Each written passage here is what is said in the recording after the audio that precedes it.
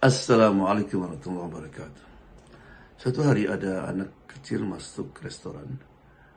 Kemudian dia bertanya kepada pelayannya, berapa harganya es krim dengan koko. Kata pelayannya, $5. Anak itu kemudian meraba uangnya, dihitung uangnya. Kalau nggak pakai koko berapa? $4. Si pelayan mulai agak sinis karena banyak customer mulai datang yang perlu dilayani. Ya udah, es krim yang biasa aja. Pergilah pelayan itu, kemudian membawa es krim, dia nggak pakai koko. Kemudian anak itu menikmati es krim itu. Setelah selesai, kemudian dia meletakkan uangnya di meja, kemudian pergi dia. Waktu pelayan itu datang, masih sinis, dilihat ada uang tip $1. Kaget. Mulai dia merenung, kemudian menangis. Ya Allah, berarti anak itu telah mengutamakan untuk memberi tip baginya daripada menikmati es krim. Ya.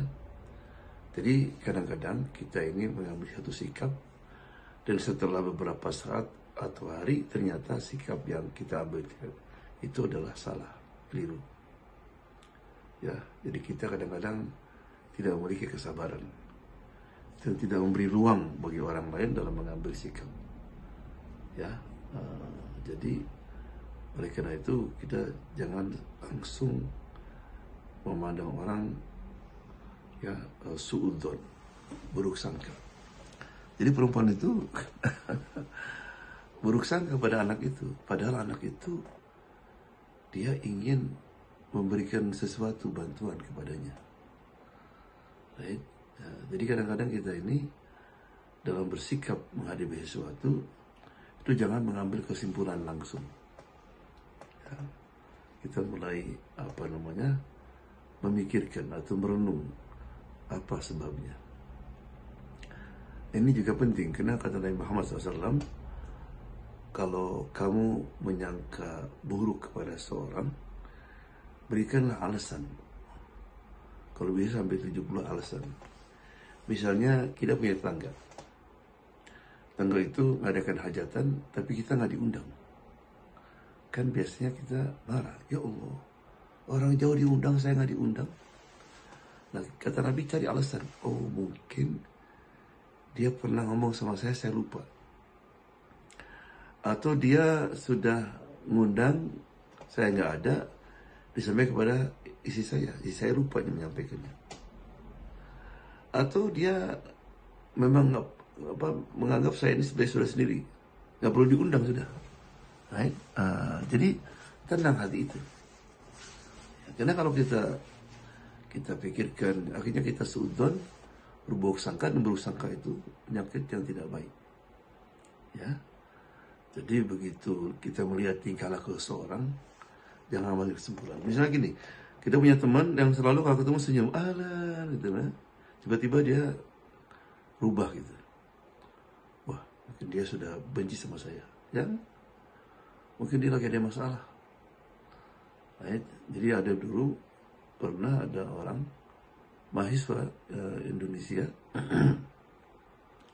di sini di Amerika. Dia sudah menikah, kemudian rupanya sudah hampir sebulan orang itu nggak ke masjid, padahal dia harian ke masjid.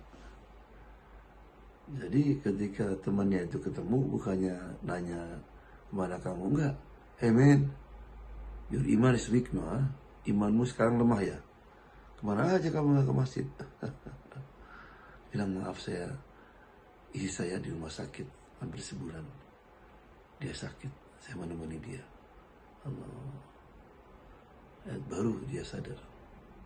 Pernah juga di sebuah bis ada seorang anak itu nakalnya bukan main, lari dari depan ke belakang.